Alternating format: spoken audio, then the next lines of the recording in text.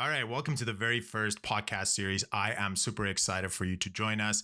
In this specific episode, we're going to talk about how to properly select a marketing vendor for any type of business. Now, when I say marketing vendor, I am specifically referring to any type of digital marketing agency or a web development company, web design company, graphics design company, online reputation company, you name it. So what I'm sharing with you today is definitely going to assist you with making a proper selection when it comes to selecting a vendor. And hey, you can also use this entire strategy that I have to select any type of vendor for that matter.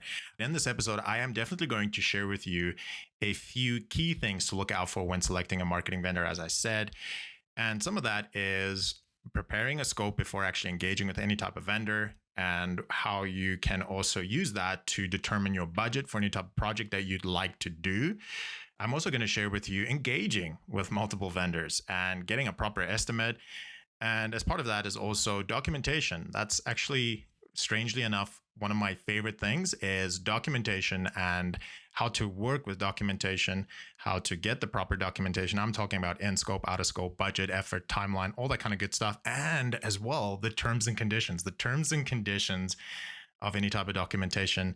And last but not least, dispute what you do when a project is not going your way, and also legal counsel. And then last but not least, we're going to talk about reputation and reviews before selecting a marketing vendor. So, hey, listen, if you came across this episode or this podcast on any type of platform like Spotify or Apple Music, make sure to check out my YouTube channel. I would appreciate that. Just head over, do a little like and subscribe. I do post a lot of videos on a daily, weekly, monthly basis about different type of topics, but it's mostly focused on running a business or doing any type of online marketing. So let's jump right into it.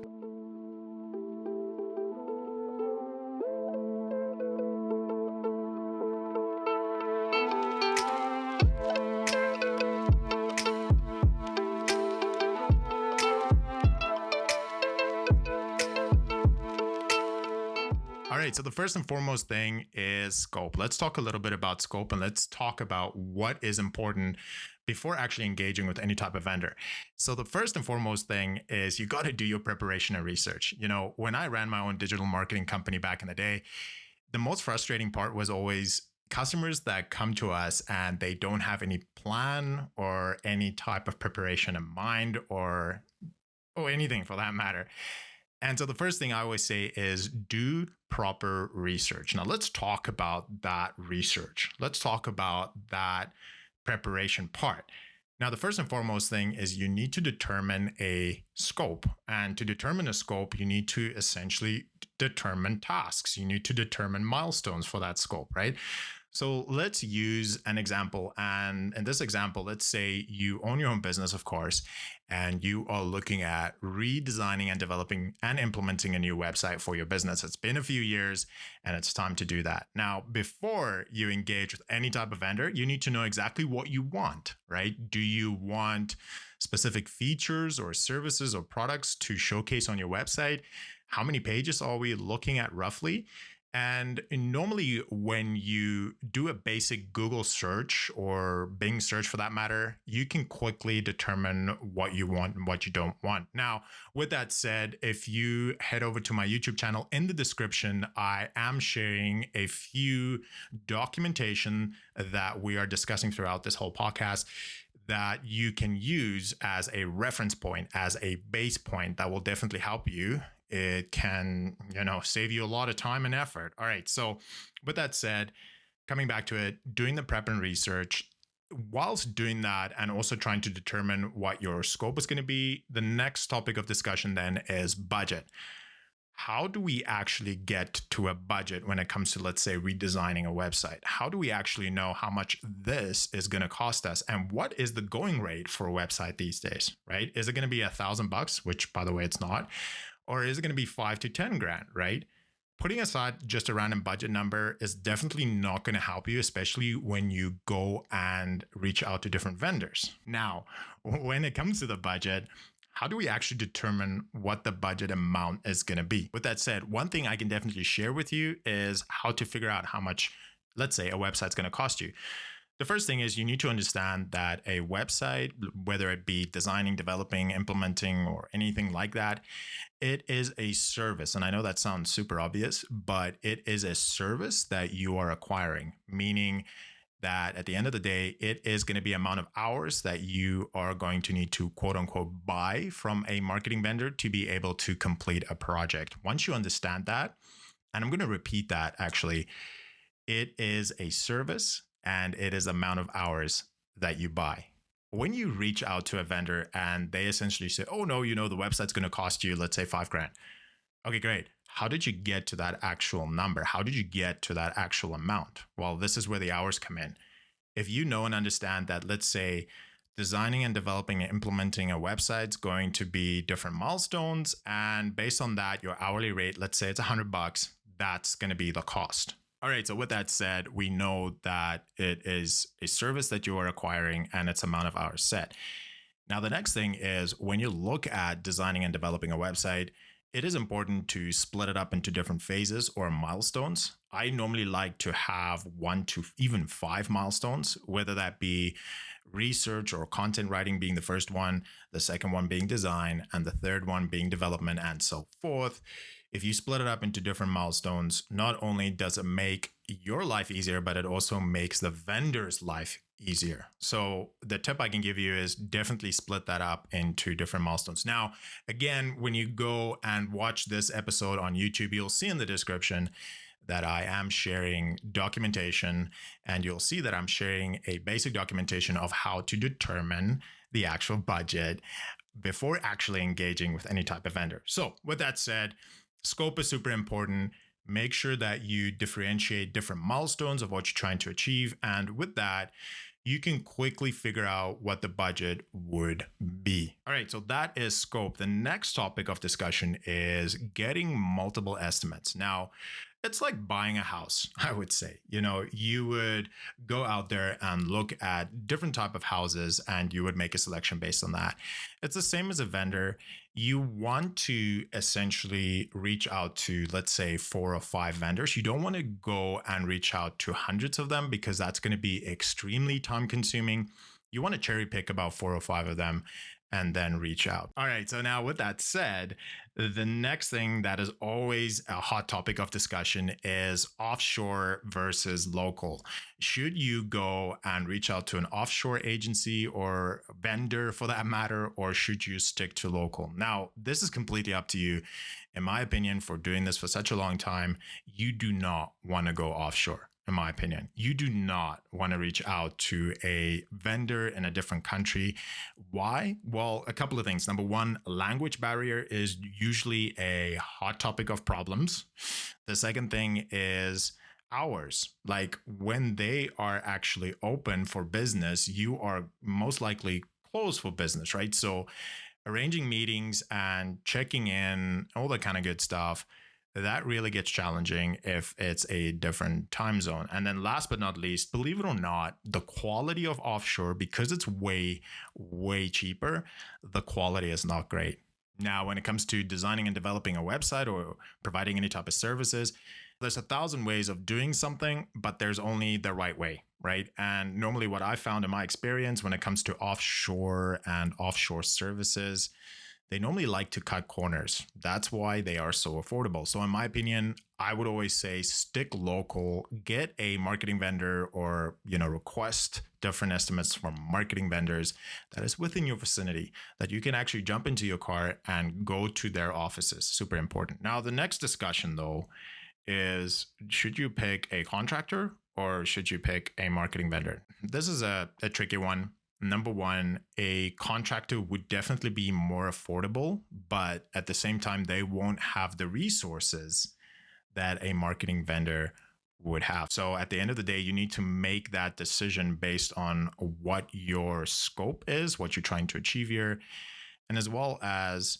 what is the legitimacy of either the contractor, what's their reputation, or the legitimacy of the marketing vendor, what is their reputation. I can tell you from experience, a marketing vendor is normally more expensive, but you can get the project done quicker and probably better for that matter. But I am not saying that a contractor is a no-go, because I've definitely seen in my own experience that getting a very good contractor might be a little bit more affordable, but you can also get a contractor that is extremely, extremely good. So at the end of the day, you need to make that decision based on that specific set of variables and based on the project that you are trying to achieve. All right, so the next point I want to talk about is actual engagement.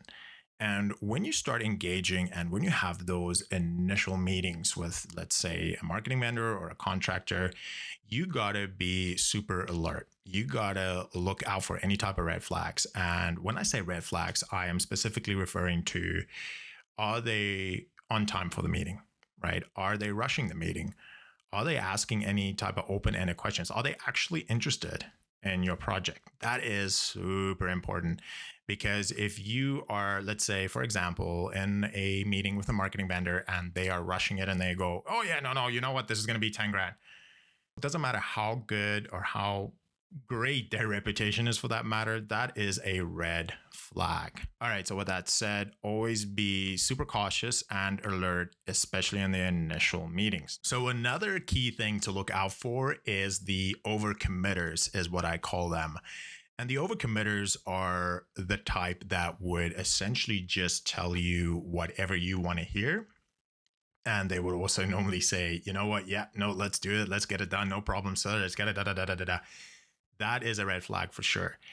I always say that you want to look out for the person that's the straight shooter, the person that's to the point, the person that asks the open-ended questions, super important, and the person that can actually tell you what and what is not possible.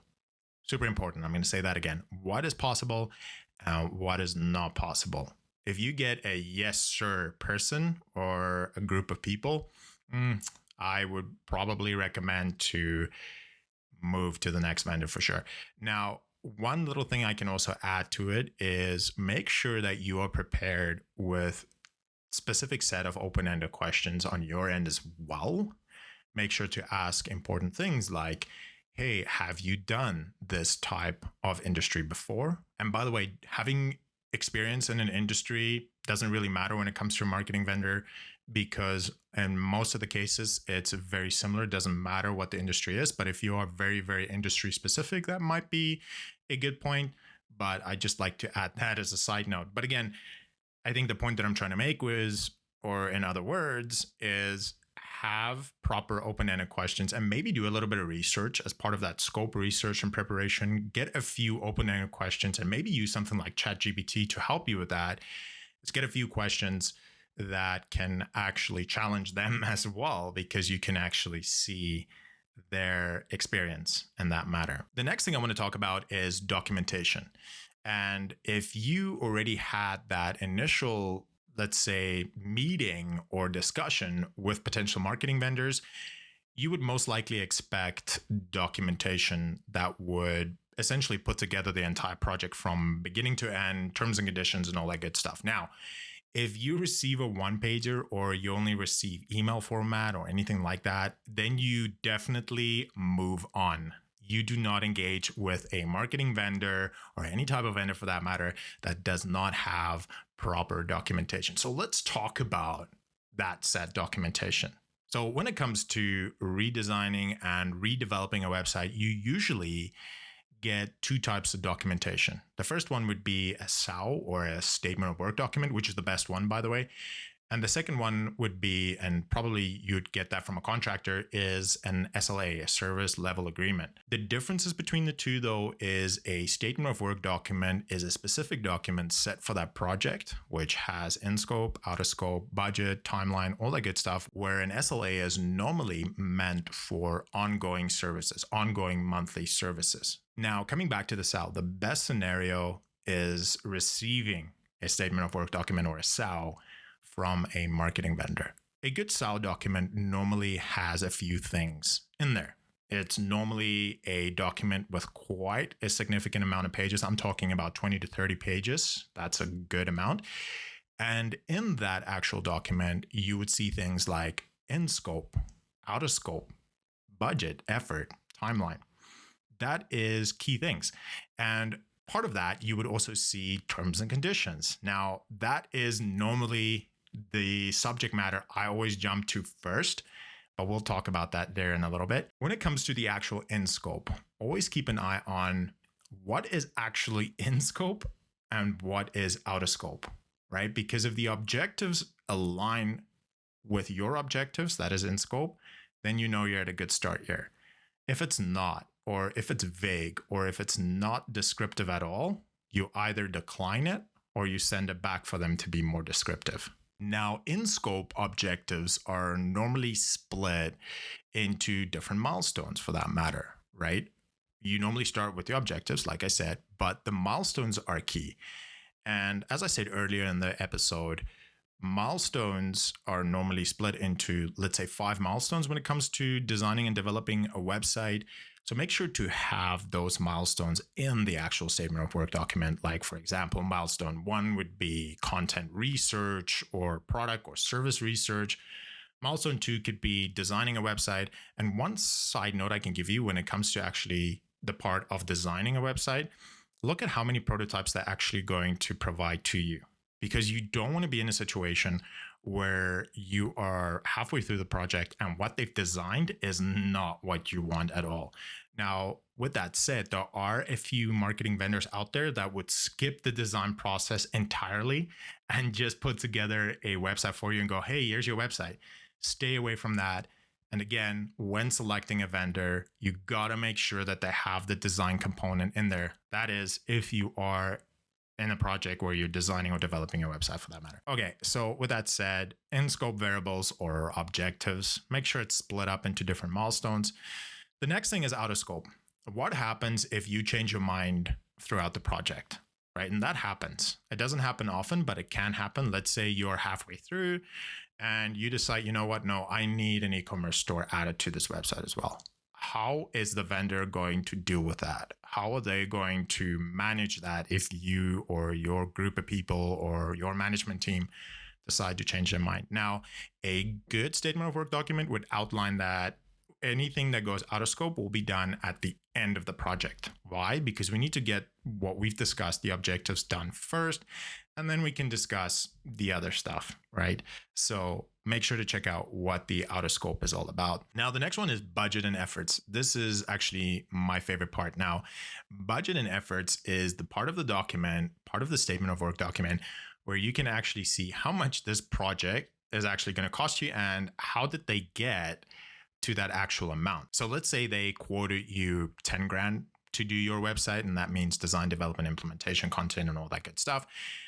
The budget and effort part, if they have it, by the way, would actually tell you how they got to that amount and how much it's going to cost you. Now, a good marketing vendor would actually showcase, hey, this is how many hours we are adding to each milestone or each objective or each task, and this is how much this is going to cost you. Now, one little side note, one little tip I can give you, super, super important, is contingency. Make sure to work in a contingency of about 10 to 15% into the project itself, because you never know what can happen. Now, when we talk about contingency, that's essentially a gap for if something goes out of scope or if something, goes above the actual objectives of the project itself. So contingency, super important, and also the budget for that matter. Now, normally with the budget and effort section, they would talk about the payment plan. When I say payment plan, I'm referring to when and what you should pay. Now, keep in mind, when you sign a statement of work document with a marketing vendor, your 10 grand could be on the hook and you could lose it, right? So when it comes to the payment part, make sure that that aligns with what you are comfortable with. It is very common to see a, let's say 20, 30, or even 40% deposit. Make sure that you are comfortable with that. I would say a 20% deposit is a good variable, because you never know. Tomorrow, that company could go bankrupt and you've lost that 10%, 20%, 50%, or whatever percent. The other little tip I can give you is request bi-weekly invoicing. because not only is that going to help your cash flow, but it's going to help their cash flow as well. And you can track the hours and the progress of the project itself. So what I'm saying by bi-weekly invoicing is, as the project kind of grows or the project goes through all the different steps, they would invoice you every 2 weeks. And those would be small increments, and it won't, hurt your budget, or it won't hurt your cash flow that hard.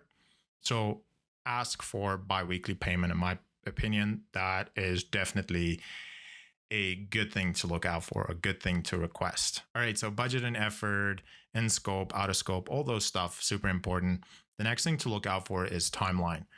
We need to be able to make sure that there is a physical timeline attached to what you're looking for, right? And always, always, always make sure that a timeline is added in a statement of work document. And a timeline would normally tell you, hey, listen, week 1 to week 3, we would do this, week 4 to week 8, or whatever the case might be.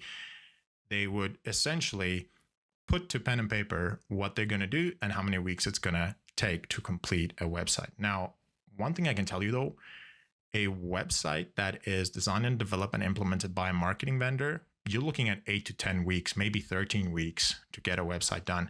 When they commit to, let's say, 10 weeks, you hold them up for that. Meaning, if they said 10 weeks, it's going to be 10 weeks. Because I've seen in many cases where clients would say, oh, you know what? I would rather want this to be done properly. So you guys take your time. And then 6 months passed and you still don't have anything to show. And you probably spend like $5,000 already. So always, when it comes to the timeline, make sure that if they say 10 weeks, for example, that's going to be 10 weeks, not more, not less, unless something bad happens or unless something goes out of scope. Of course, you can change that. But the point I'm trying to make is, when a timeline is set on pen and paper, by the way, not verbal, that is what needs to be done. All right, so that is documentation, that is in scope, that is the sell. The next thing I want to talk about, the next little bit of advice that I want to give, is the terms and conditions. Now, I know that I've said previously in this episode that this is my favorite and that is my favorite, but honestly, when it comes to the terms and conditions, this is definitely one that perks me up for sure. Why? Because it's all about liability, and it's all about limiting not only the vendor's liability, but your liability as well. Now, the first thing when it comes to terms and conditions, the first thing you need to look out for, very first, most important, is the intellectual property, meaning who owns this website, who owns this project once everything is done. Now, there could be a clause in there that if you don't pay your invoices in time or anything like that, yes, okay, the intellectual property might be owned by the marketing vendor, which I think, in my opinion, is fair.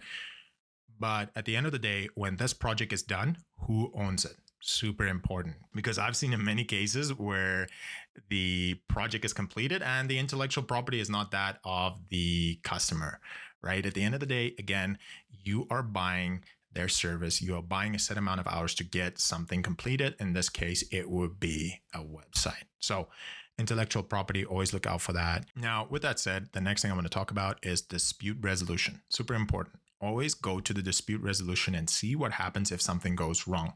What kind of steps are we going to take? Is there any kind of arbitration? What are the legal steps involved?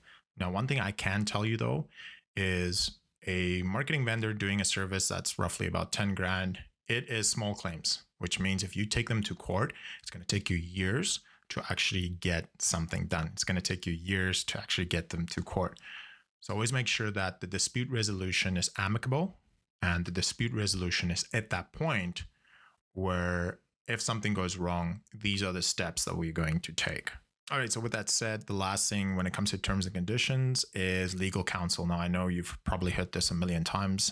I mean, I've heard it as a business owner a million times. If before you sign anything, got to make sure you get your legal counsel. Yes, that's all great, but legal counsel is a lot of money, right? A legal counsel will probably charge you $3,000 just to look at this document, right? So if you have a lawyer that can assist you with that, for sure, use them. Get them to go through the terms and conditions, get them to go through the entire document. If you need to, or if you want to select a lawyer and you don't have one and you really want to, make sure that you select a lawyer that specifically focuses on projects and services for that matter. right? Civil litigation, good. But if they specifically focus on projects for different companies or different industries or organizations, definitely want to go for that. But in my opinion, you know what? I know that this might not be for everybody, but you can also use services like ChatGPT Plus, not ChatGPT 3.5 or the free version. I'm talking about the Plus, the 4 version. Much better, by the way, much easier to use, much smarter for that matter. But if you use ChatGPT to kind of run the document through it, it will also give you some good insight for sure. Is it absolutely 100%? In my opinion, it is, yes. But of course, people will argue for sure. They would say that no, it's not. But that's a decision that you need to make at the end of the day. All right. So the second last thing I want to talk about is reputation. And I'm talking about the actual marketing vendor's reputation.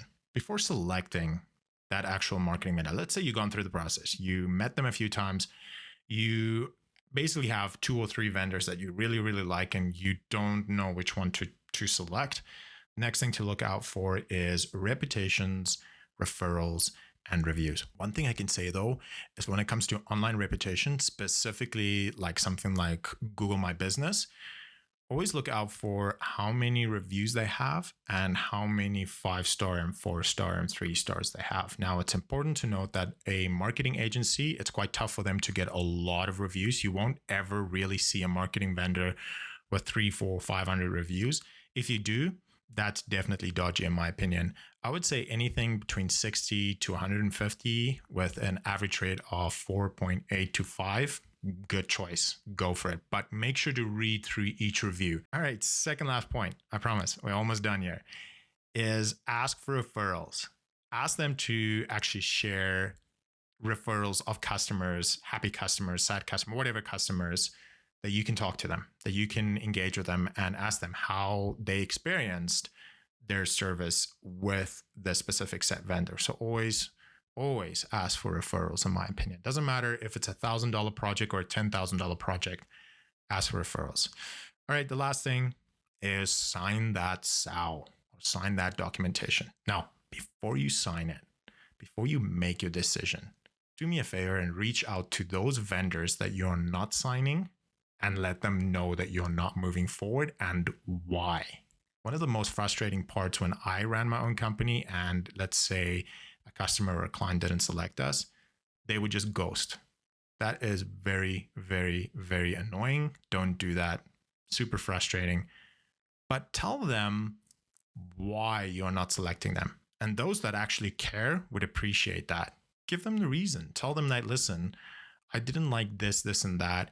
And I think for your next customer, maybe improve in this, this, and that. Or, hey, marketing vendor, your budget is way out of whack. Or I didn't know how you actually got to your budget. And this is what I would recommend for your next customer. So the point I'm trying to make, or in other words, reach out, let them know.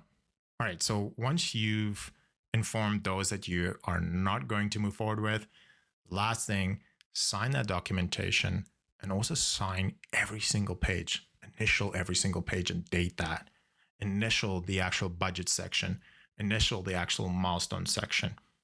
Because if something goes wrong, you know that wherever you sign, that's what you signed. All right, so with that, that is my insight on selecting a vendor, a marketing vendor. I want to say thank you for listening to this episode. And when you have some time, navigate to YouTube, hit the like and subscribe button. We are trying to grow this channel and we will be posting episodes on a weekly basis. So make sure to check in again. Thanks for listening.